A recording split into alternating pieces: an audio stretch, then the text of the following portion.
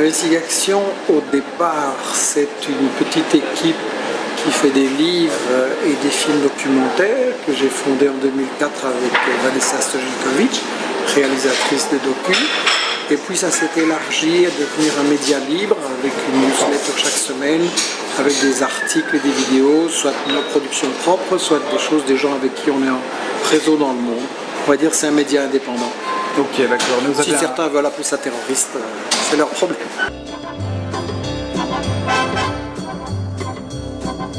On est assez dissident, on n'accepte pas l'injustice, on n'accepte pas que le monde soit dirigé par 1% et que 99% n'ait rien à dire sur le plan économique, social, politique, militaire, tout ça.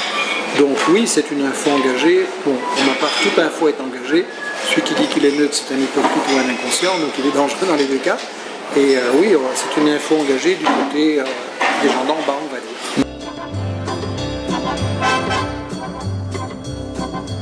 Je trouve qu'il faut éviter de réfléchir par des étiquettes. Okay. Et il y a une tendance à étiqueter extrême ceci, extrême cela. Je pense qu'on doit réfléchir au contenu, aux réalités. On doit réfléchir sans tabou en disant oui, celui-là il est ceci, il est cela. Pour moi, il ne faut pas étiqueter. On est pour la justice sociale. Maintenant, chacun appelle ça comme on veut.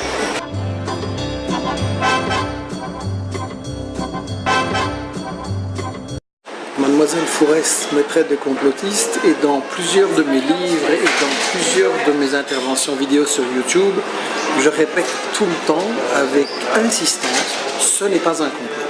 Parce qu'il y a des gens sur Internet et ailleurs qui pensent que le monde est gouverné par un complot, le complot juif, le complot des Illuminati, le complot de Rockefeller et les banquiers, ou des trucs comme ça.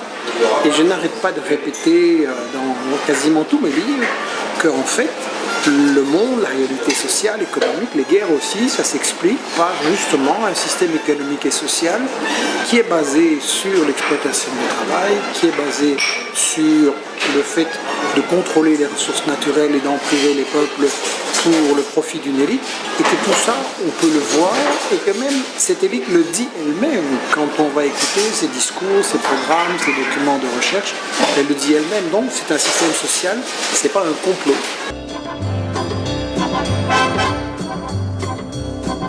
C'est Caroline Fourest qui a lancé ça, c'est quelqu'un qui s'appelle Briganti, qui a publié un bouquin qui s'appelle, je crois, La galaxie de Dieudonné, qui prétend que mes sangs, Dieudonné, Le Pen, moi-même, tout ça, ça fait partie d'une même galaxie, parce que j'ai participé il y a plusieurs années, je crois que c'était en 2005, mais je me souviens, mauvaise mémoire des dates, mais je crois que c'était à ce moment-là, il y a longtemps en tout cas.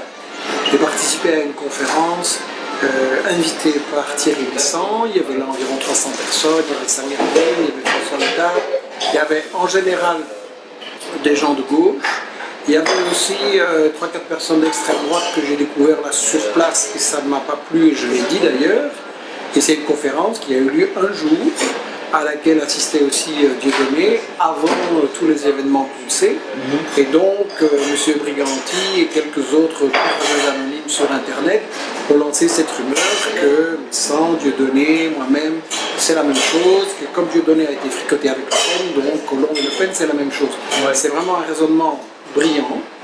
Et là, je dois être très clair, parce que Thierry Besson et moi, on ne travaille pas ensemble. J'ai participé à cette conférence qu'il a organisée. Dans le travail qu'il fait, pour être très bref, je pense qu'il y a des choses intéressantes, bien documentées, bien informées, qui se sont vérifiées, et que donc c'est un travail à prendre en compte sur les dessous des guerres des États-Unis, de la France, etc. Il est manifestement bien documenté. Il y a aussi son analyse sur le 11 septembre que je ne partage pas, et je l'ai dit. C'est une question sur laquelle je ne vais pas me prétendre un grand expert, parce que nous avons choisi à Vici Action de ne pas travailler sur le 11 septembre, en disant si on veut se faire une opinion sérieuse, il faudrait travailler là-dessus pendant des années. Pour moi, il y a des questions plus importantes, donc je n'ai pas pris position sur ça. Par Par contre, Dieudonné m'a énormément déçu, un artiste qui avait beaucoup d'humour. Le sketch, le fameux sketch, c'était pas très malin. Après, on s'est acharné sur lui à vouloir le priver de jouer ses spectacles. Ça, c'est de la censure, donc c'est totalement injuste. Après, il a fait le con. Après, il est allé flirter avec Le Pen.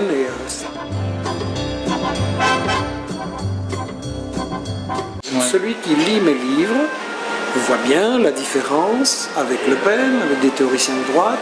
Et Dieudonné, c'est pas un théoricien, donc voilà. Moi, je n'ai pas à me dédouaner. Simplement, si on essaye de me mettre une étiquette, je renvoie la balle et je dis qui fait ça et pourquoi. Qui a intérêt à faire croire que je suis antisémite, que je flirte avec l'extrême droite et que je suis complotiste.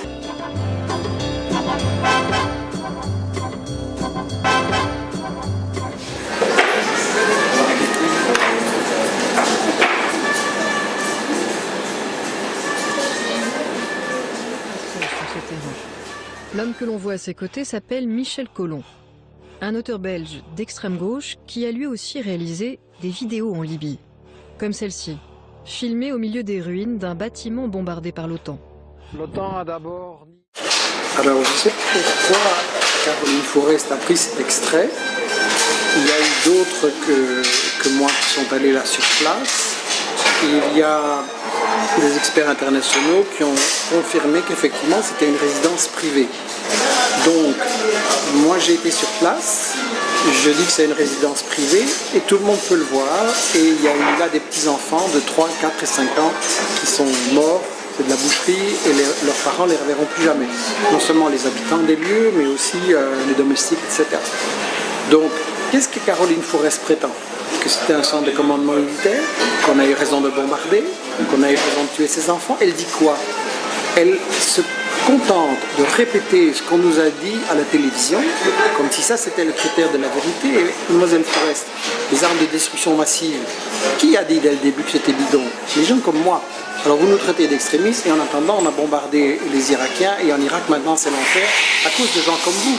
Donc où est l'extrémisme là-dedans? Où est la propagande? Moi j'accepte tout débat avec Forest pour me prouver que ça, on a eu raison de bombarder ces gosses. Ok. Je continue ou...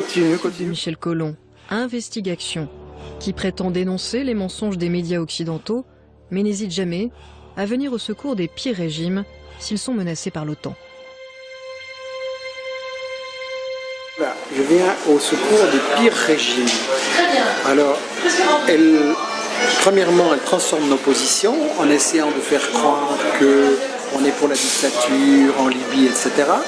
Dans mes livres, il est écrit clairement, la Libye ou le livre sur la Syrie que j'ai préfacé, qu'il s'agit de dictature et qu'on n'approuve pas. Ce que nous disons, c'est que la guerre n'est pas la solution et que le but des États-Unis et de la France n'est pas d'installer des démocraties, mais de défendre leurs intérêts et de maintenir la domination sur les richesses et sur les autres stratégies. Qu'est-ce que Caroline Forest prétend? On nous dit la vérité sur ces guerres. Et entre parenthèses, pourquoi est-ce qu'elle s'en prend tout le temps aux gens qui justement sont les victimes des États-Unis, de la France, etc. Si on parle de pire régime, Mademoiselle Forest, pourquoi vous ne parlez pas de l'Arabie Saoudite, du Koweït, du Qatar et d'Israël, qui fait vivre un enfer aux Palestiniens depuis 60 ans? Ça, ce serait beaucoup plus courageux de se prononcer sur ça, de dénoncer cela.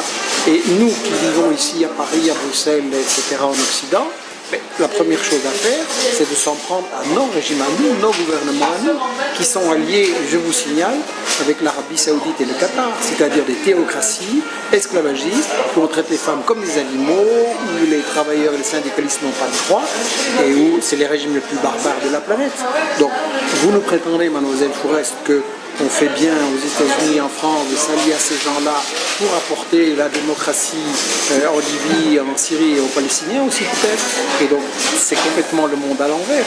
Donc moi elle n'est pas capable en fait, ou elle ne veut pas, établir une distinction entre dire qu'on n'a pas le droit d'envahir la Libye, la Syrie et de bombarder les gens, ni l'Iran, ni le Hezbollah au Liban, etc., ni les Palestiniens, on n'a pas le droit de faire ça. Et en même temps, évidemment que pour la Libye, la Syrie ou des pays comme ça, je souhaite le plus de démocratie possible.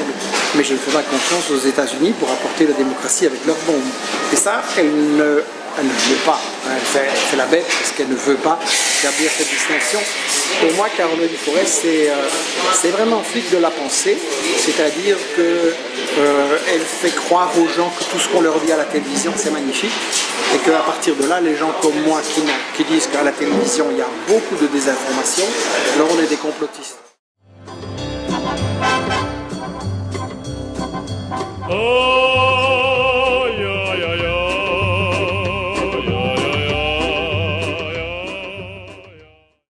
Dire qu'il fait de la propagande, je m'excuse, c'est tous les journaux télévisés